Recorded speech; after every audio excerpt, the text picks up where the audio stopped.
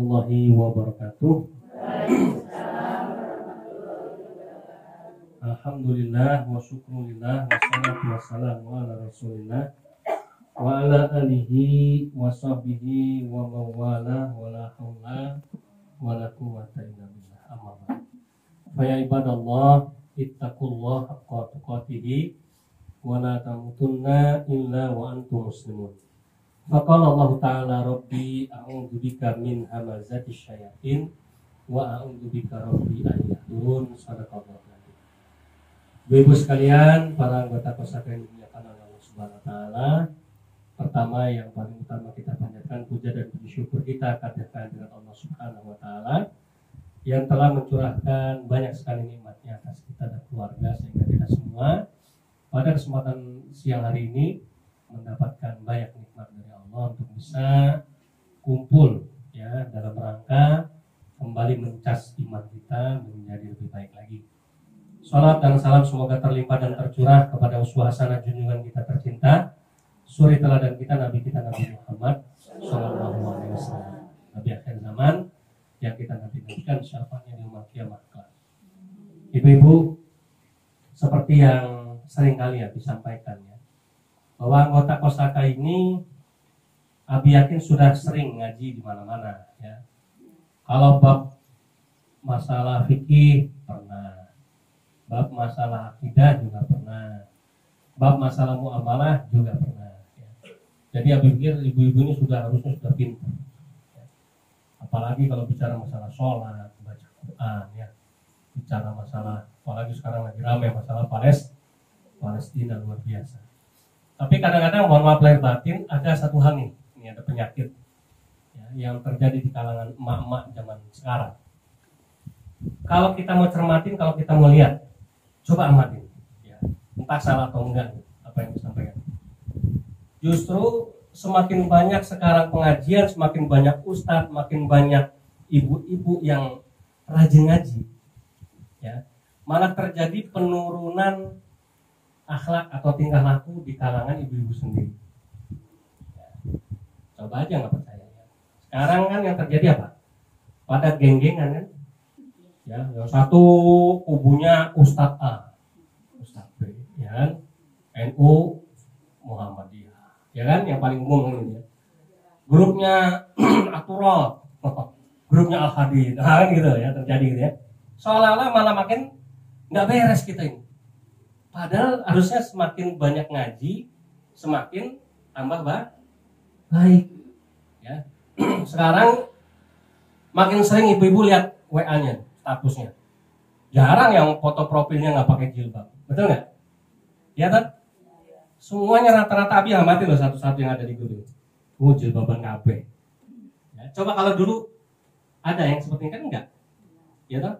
Karena apa? Karena kesadaran berjilbab udah mulai banyak. Tapi lihat statusnya, isinya setan semua. Ya kan? Nyindir tonggone, tuh. Ya kan? Nyeritain aib suaminya, berantem sama orang tuanya, masang status, ya kan? Betul nggak? Nah, kok malah jadi kayak begitu ya? Harusnya kan semakin sering ngaji, semakin baik. Tapi sekarang lihat sama tetangganya nggak guyup, nggak rukun, ya kan? Malah semakin terpecah belah.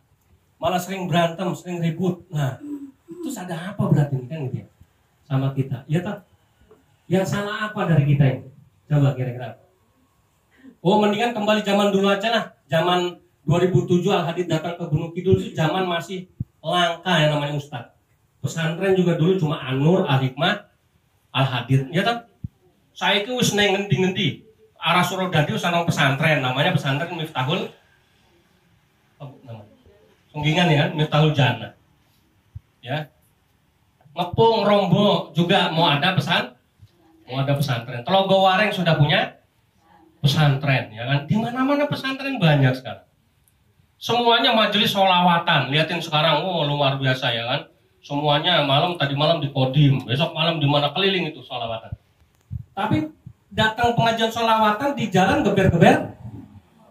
Nah, bahkan banyak yang mabok duluan baru ikut sholawatan.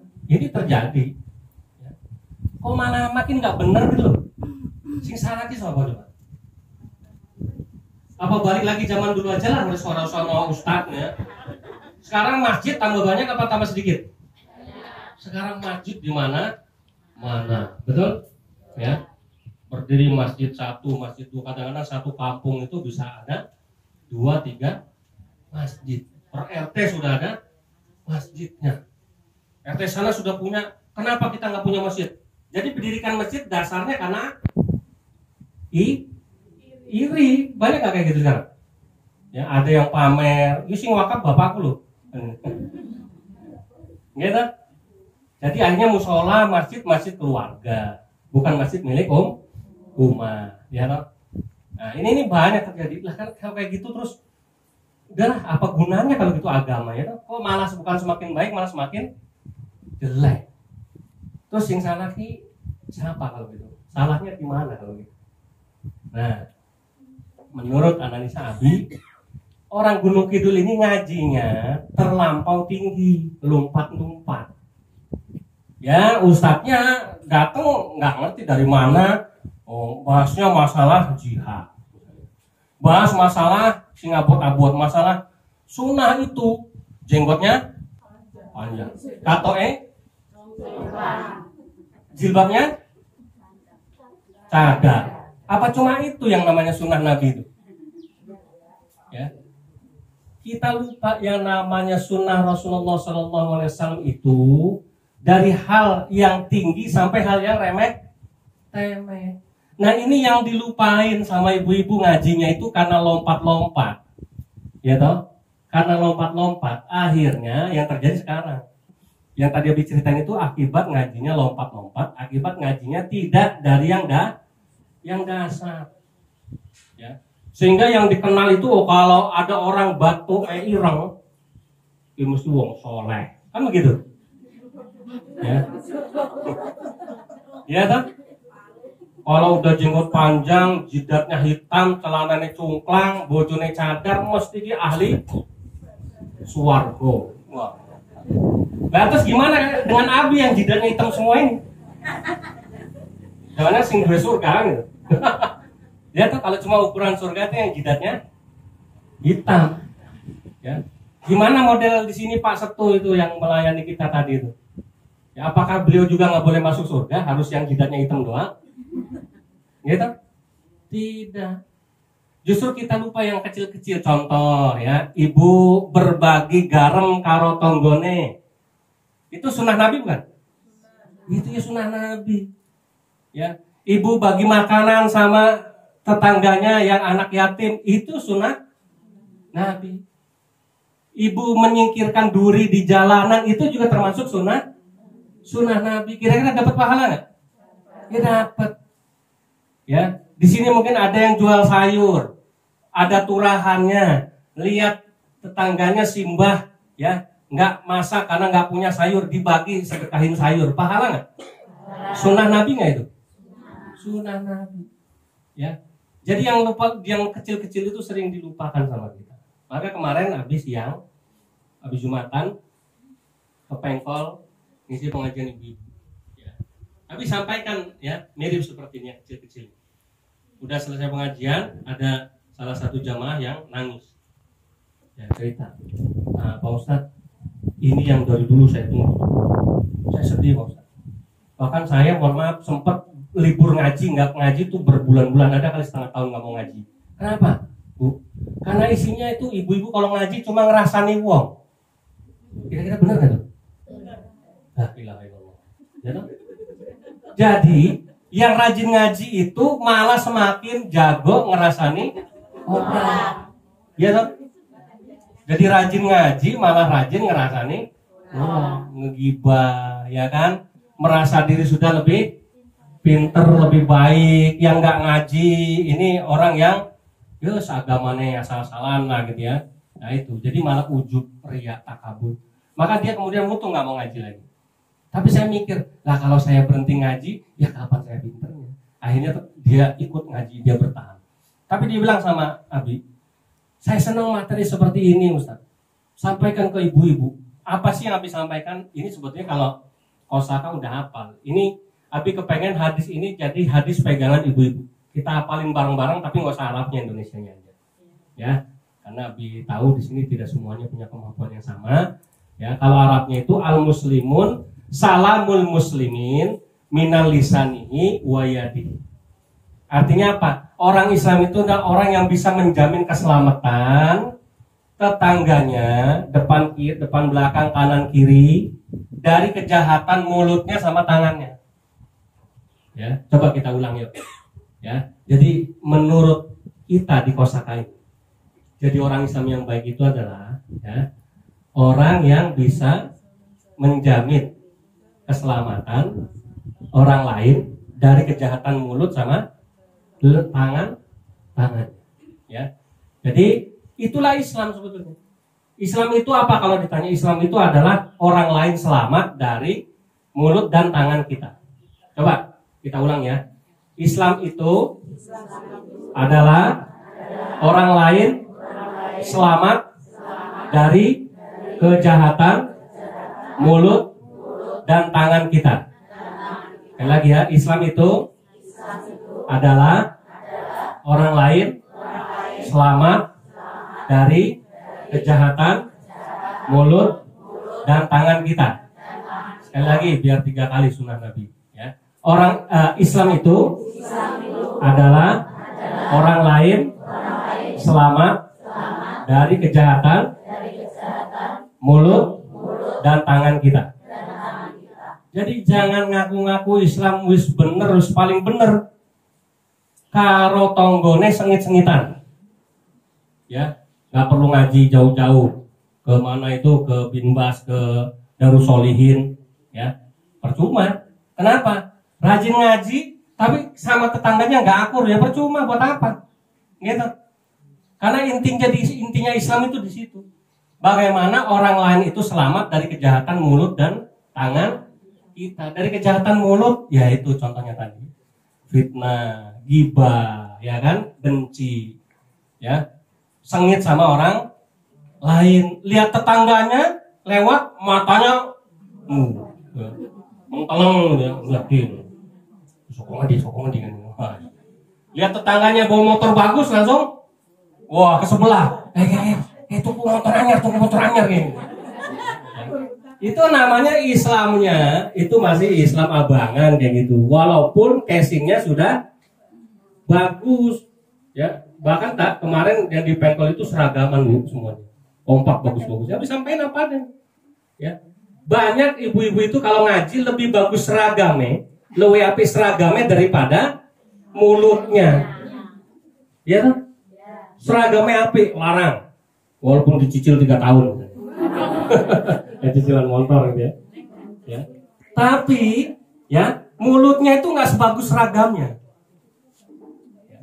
Karena di pengajian justru malah ngomongin orang. Ya. Di pengajian justru malah menebar fitnah. Di pengajian bukan cari pahala, bukan zikir, bukan sholawat, malah yang diomongin orang terus. Ya, kejelekan orang terus. Yang kedua kejahatan tangan. Kejahatan tangan itu apa contohnya, Bu? Nah itu yang berat-berat, yang gampang aja.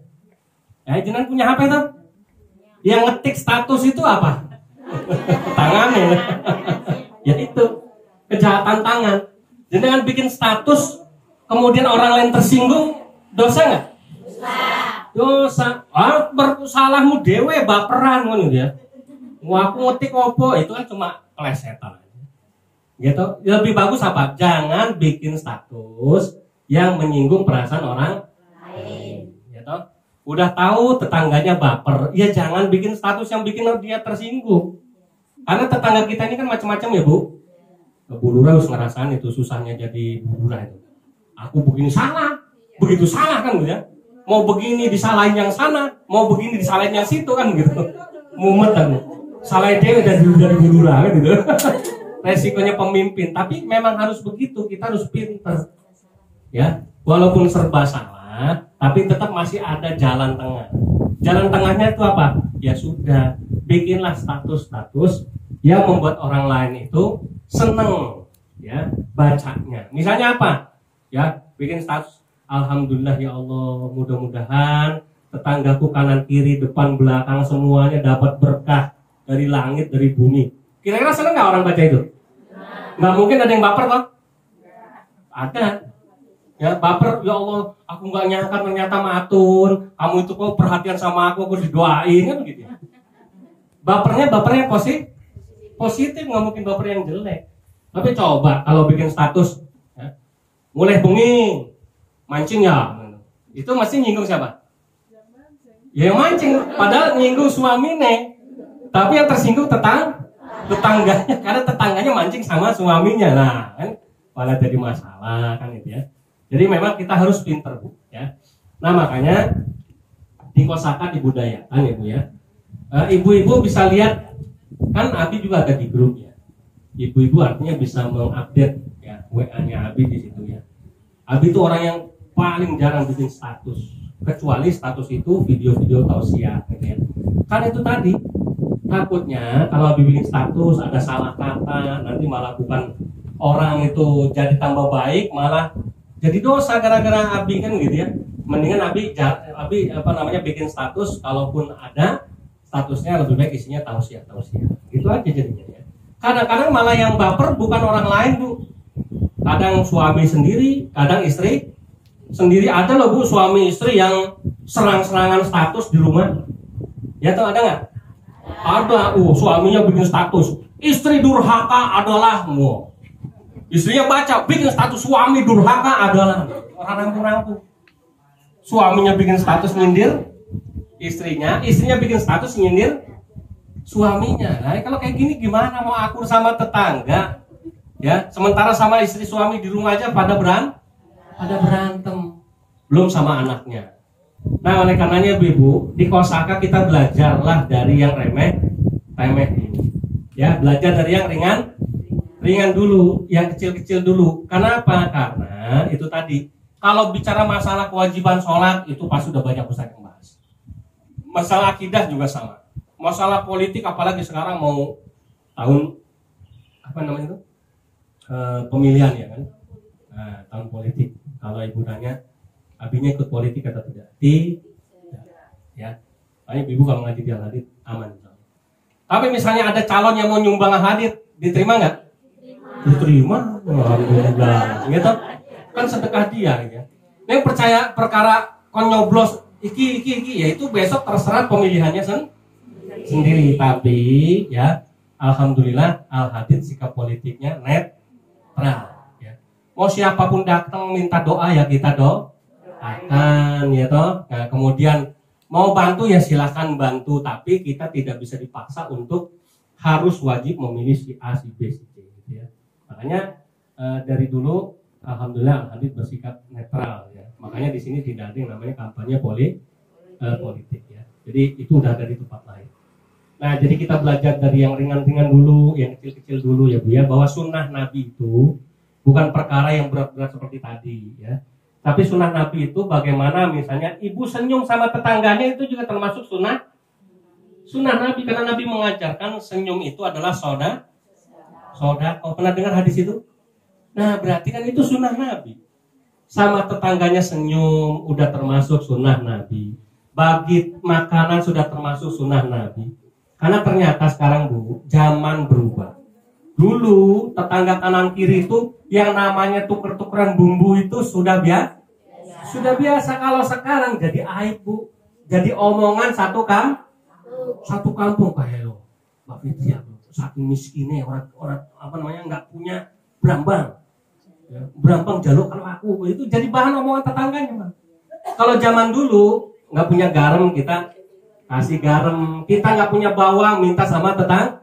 Orang memberi bumbu-bumbu dapur ya sayur itu sudah hal yang biasa. Kalau sekarang zaman udah berubah tadi, ya justru malah jadi aib, malah jadi omongan sekampung. Itulah zaman sekarang. Makanya mari sama-sama di kosaka kita budayakan ya tadi ya bagaimana kita mengamalkan Islam yang remeh-temeh dulu. Ya Islam yang remeh-temeh itu tadi Islam yang selamat, artinya orang lain selamat dari kejahatan mulut dan tangan kita. Iki ketoe remeh temeh, ketoe gampang, tapi sebenarnya ringan atau berat ya?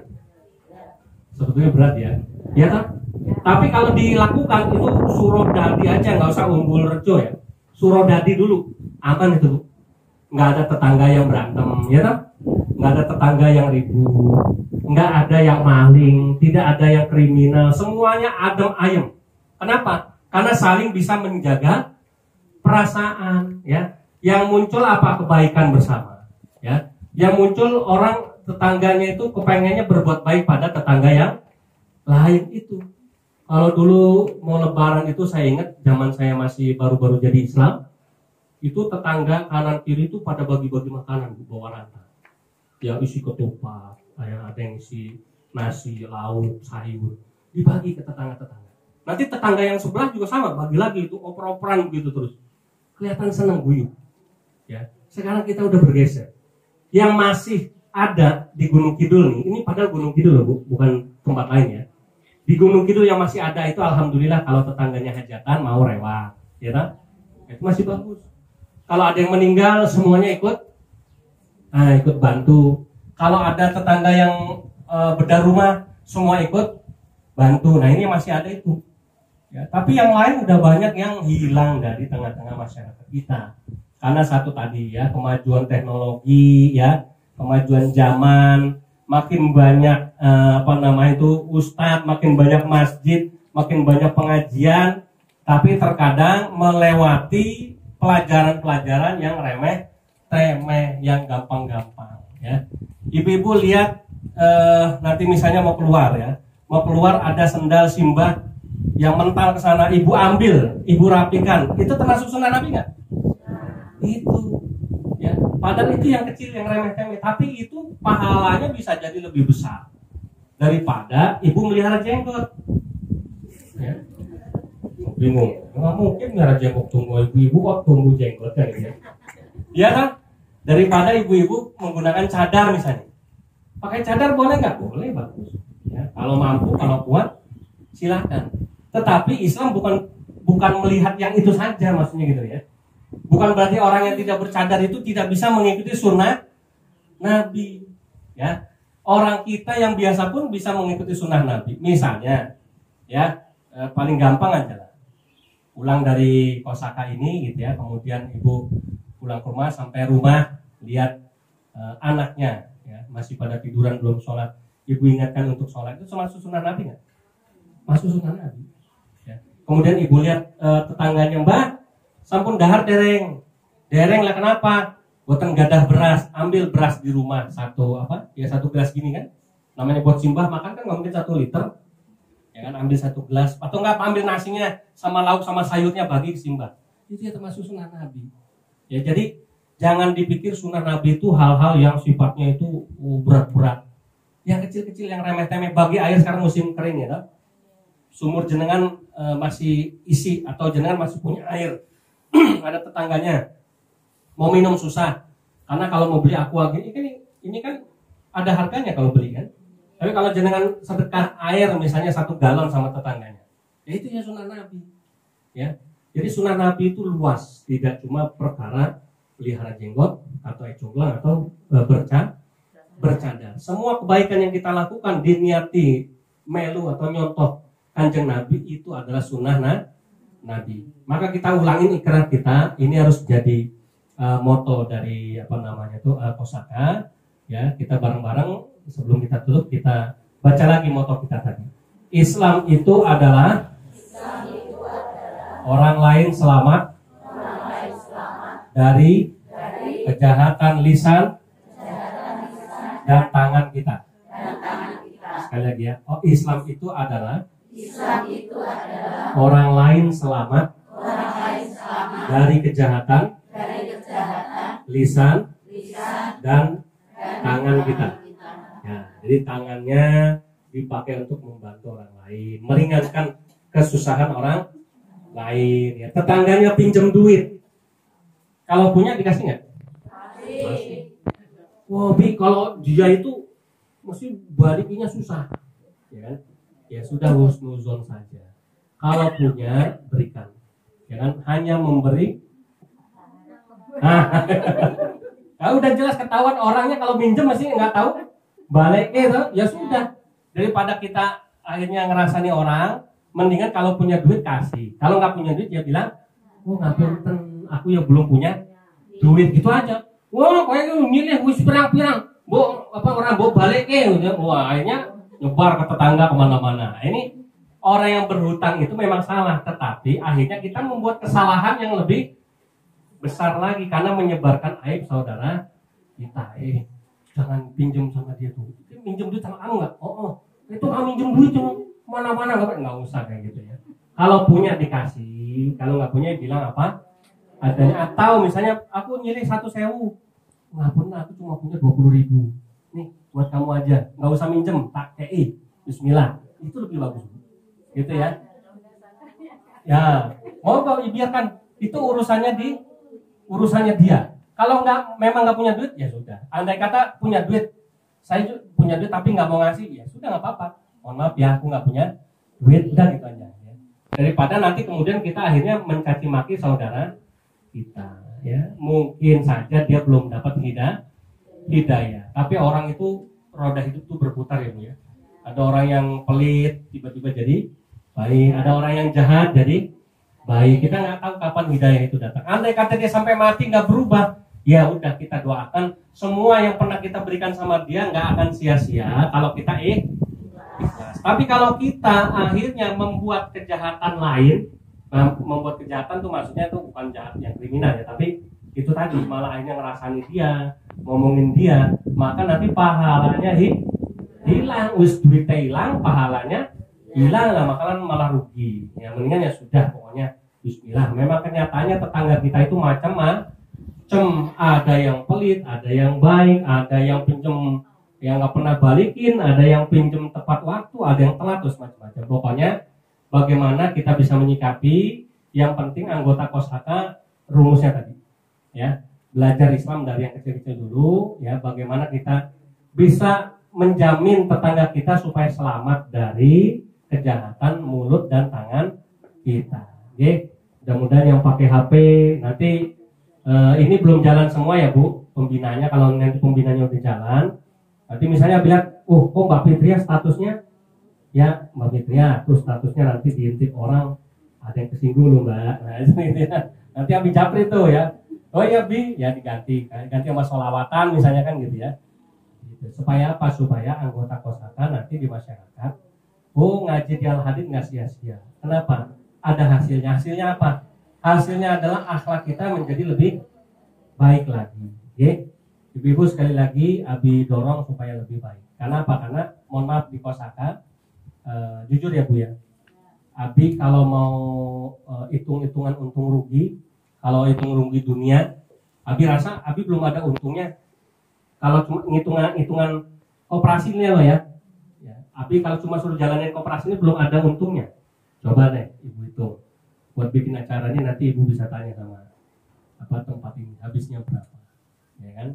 Kemudian pendapatannya yang Ibu kasih ke kita berapa, itu belum ada separohnya tomboknya Abi misalnya gitu ya.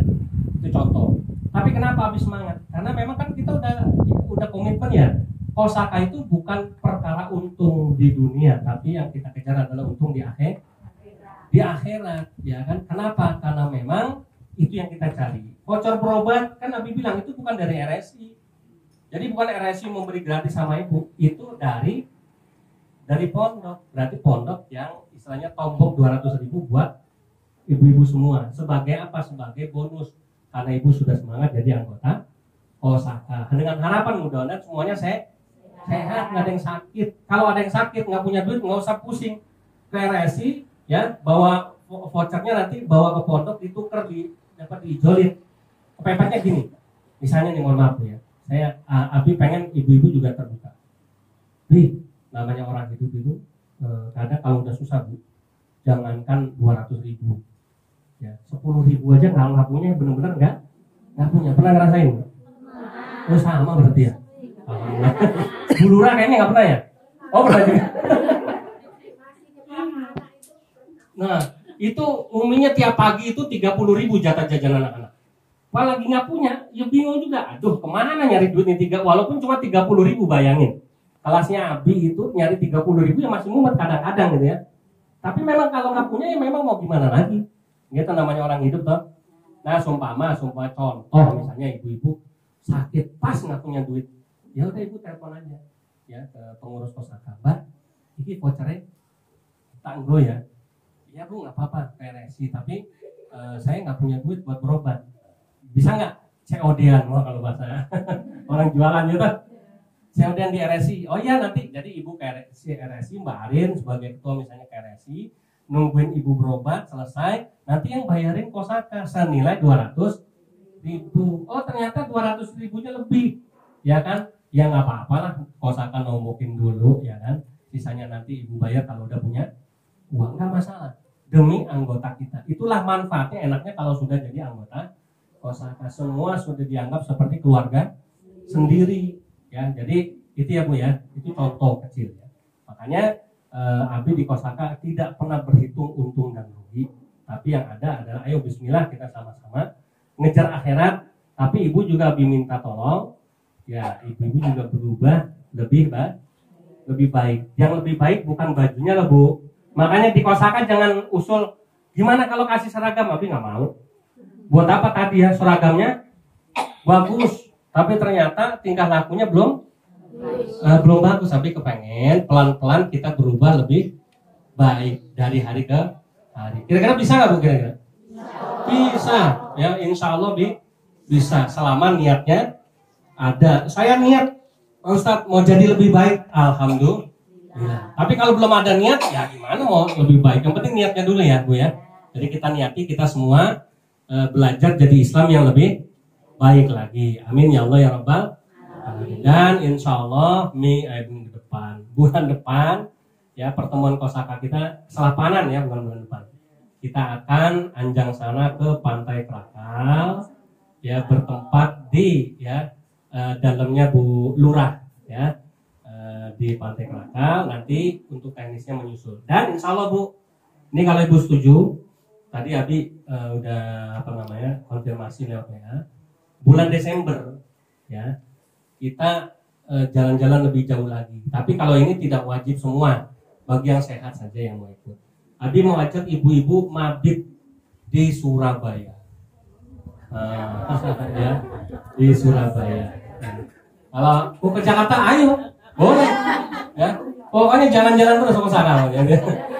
Tapi ya tadi ya, mudah-mudahan semuanya sehat walafiat. Makanya nanti ada program. Tapi Abi mohon kalau yang jauh, ibu-ibu juga ikut partisipasi walaupun tidak semua. Tetap ada subsidi dari koperasi kita, tapi ada juga yang ibu-ibu juga ikut bayar ya. Misalnya transportnya dihitung satuan 100.000, ya ibu cukup bayar separuhnya ya, 50.000-nya. 50.000-nya lagi nanti dari kosaka ya.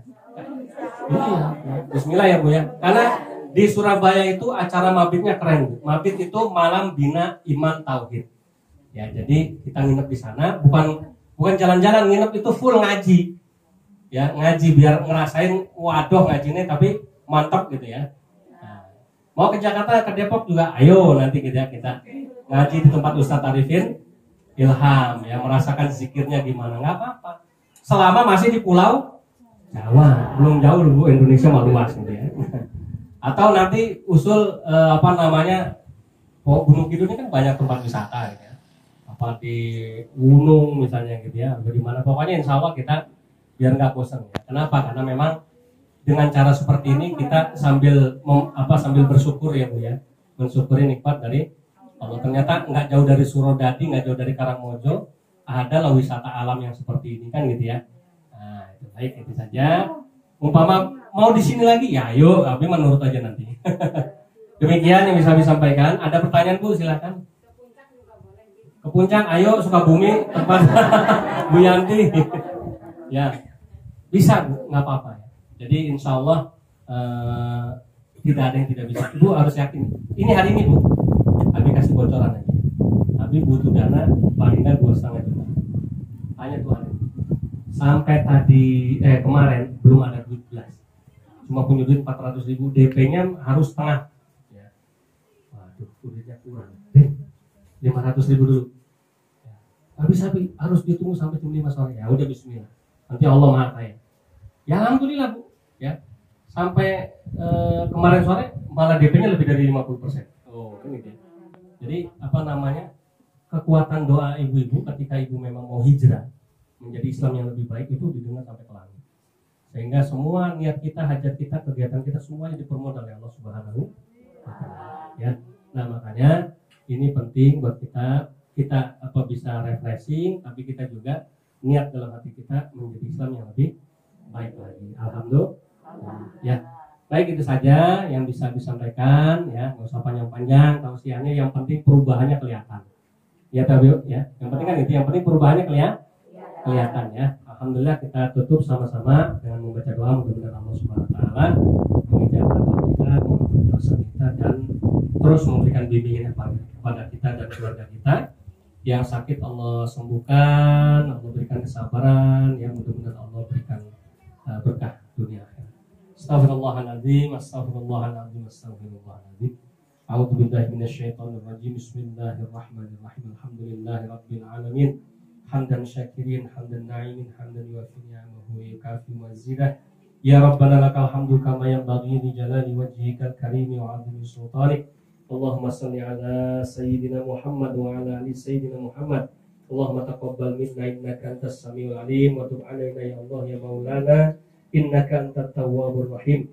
Allahumma ighfir lana dhunubana wa liwalidina warhamhuma kama rabbayana shighara wa li jami'il muslimina wal muslimat wal mu'minina wal mu'minat al ahya'i minhum wal amwat innaka samiun qaribun mujibud da'wati wa ya qadiyal hajat. Ya Allah ya Rabbana ya Karim ya mujibas sailin. Kami semua anggota Kosaka Pondok Pesantren Al Hadid ya Allah berkumpul di tempat yang mulia ini ya Allah dengan niat untuk mendapatkan ridho-Mu ya Allah. Ya Allah, sehatkanlah kami pada kesempatan siang hari ini ya Allah. Ya Allah, berikanlah rezeki yang lapang untuk kami ya Allah. Berikanlah sakinah dalam rumah tangga kami ya Allah. Jadikanlah soleh-soleha anak-anak kami ya Allah. Permudahlah ya Allah semua urusan-urusan dunia kami ya Allah. Ya Allah ya Rabbana ya Karim ya Mujibas Sailin. Barangkali ada anggota keluarga kami yang sakit, ada tetangga kami yang sakit ya Allah. Sembuhkanlah ya Allah, sembuhkanlah ya Allah, sembuhkanlah ya Allah. Ya Allah, barangkali ada tetangga kami yang susah dalam kesusahan ya Allah, angkatlah kesusahannya ya Allah. Ya Allah ya Rabbana ya Karim ya Mujibas Sailin. Ampunilah dosa-dosa kami ya Allah, dosa kedua orang tua kami, dosa ahli keluarga kami, dosa tetangga kami kanan kiri depan belakang ya Allah. Ya Allah ya Rabbana ya Karim ya Mujibas Sailin. Kabulkanlah semua hajat-hajat kami ya Allah, yang tersirat maupun yang tersurat ya Allah. Ya Allah, akhirnya kami pasrahkan doa kami. Hanya Engkau yang maha membalas doa ya Allah. Engkau yang maha mengabulkan ya Allah. Engkau yang maha segala-galanya ya Rabb. Rabbana atina fid dunya hasanah wa fil akhirati hasanah wa qina adzabannar wa adkhilnal jannata ma'al abrar ya aziz ya ghaffar ya rabbal alamin. Wa sallallahu ala sayyidina Muhammadin nabiyil ummi wa ala alihi wa sahbihi wa baraka wassalam. Subhana rabbika rabbil izzati amma yasifun wa salamun alal mursalin walhamdulillahi rabbil alamin. Terima kasih, mari sama-sama kita tutup dengan membaca doa penutup majelis. Subhanakallahumma rabbana wa bihamdika. Udah hafal belum doanya? Ayo kita bareng-bareng ya. Yang belum hafal biar hafal. Subhanakallahumma